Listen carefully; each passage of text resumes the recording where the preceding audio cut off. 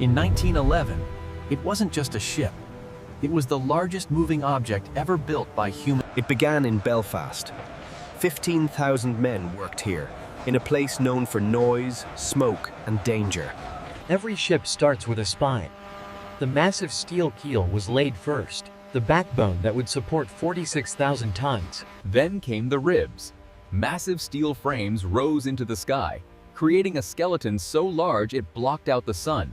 Over 2,000 steel plates formed the skin. Each one was an inch thick and weighed up to 3 tons.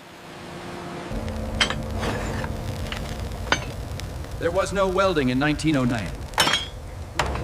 Melt pins. It was a dangerous dance. Boys threw red-hot rivets through the air to catchers on the scaffolding. One slip could mean a fatal burn. 3 million rivets were hammered by hand. As they cooled, they shrank, pulling the steel plates together with immense force.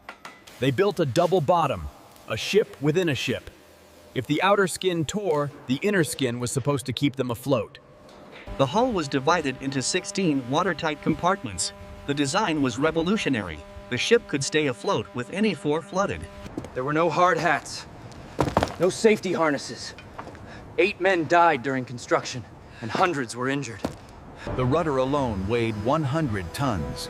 It was the largest piece of steel ever forged, designed to steer the behemoth. The wing propellers were 24 feet wide. Cast from solid bronze, they would push the ship at a top speed of 23 knots. Finally, the hull was painted with red lead to prevent rust and barnacles. The iconic black top was purely for style. The heart of the ship was steam.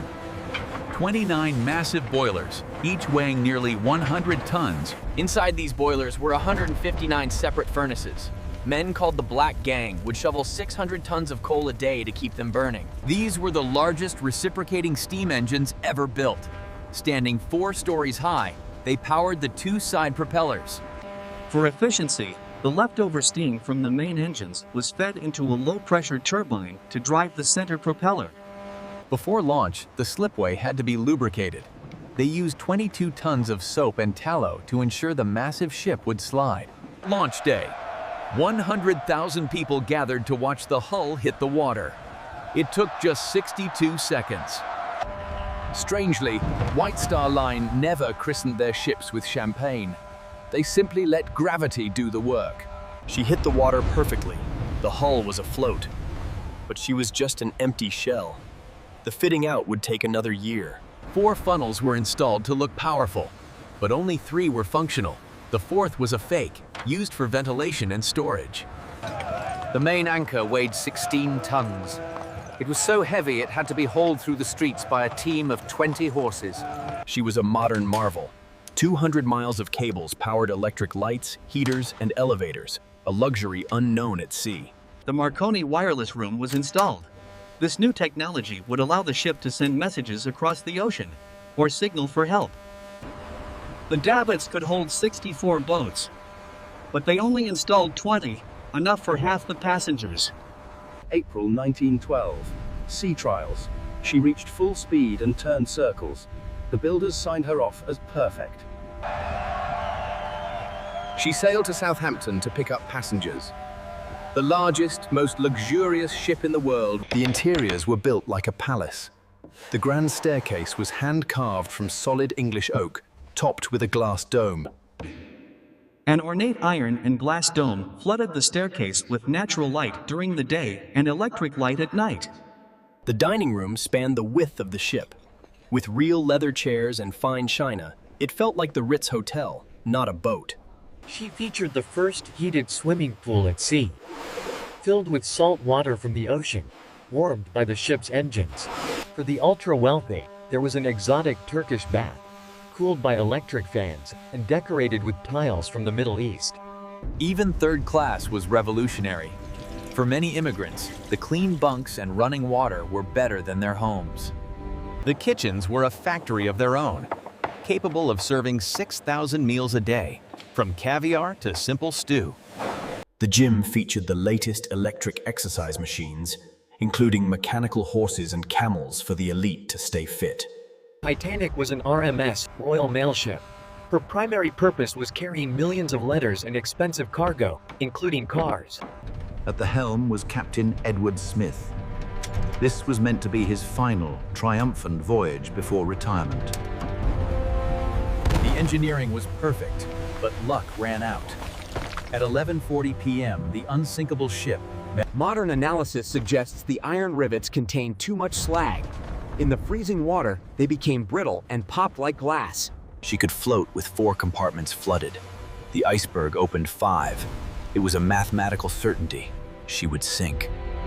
The electricians stayed at their posts, keeping the lights and radio running until the very end.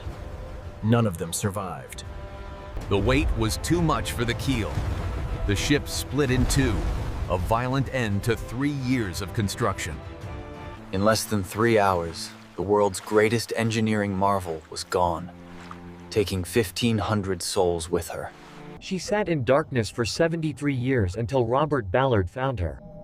The steel was rusting, but the shape was unmistakable. Now, nature is taking it back.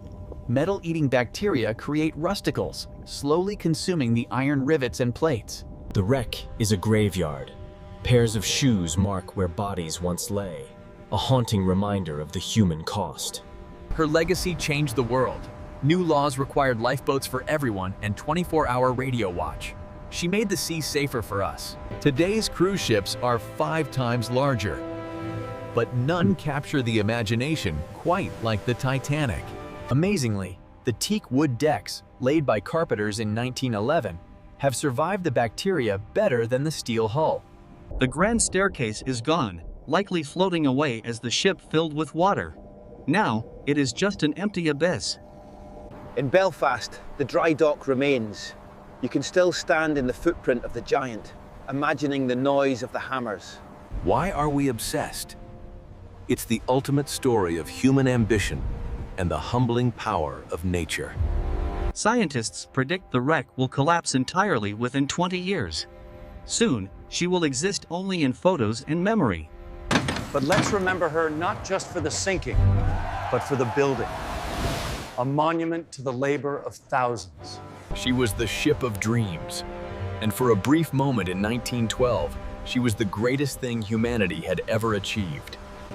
Knowing what you know now, would you have bought a ticket to see the miracle? Let us know in the comments. If you want to uncover more manufacturing secrets of history, hit subscribe. This is In the Factory. Thanks for watching.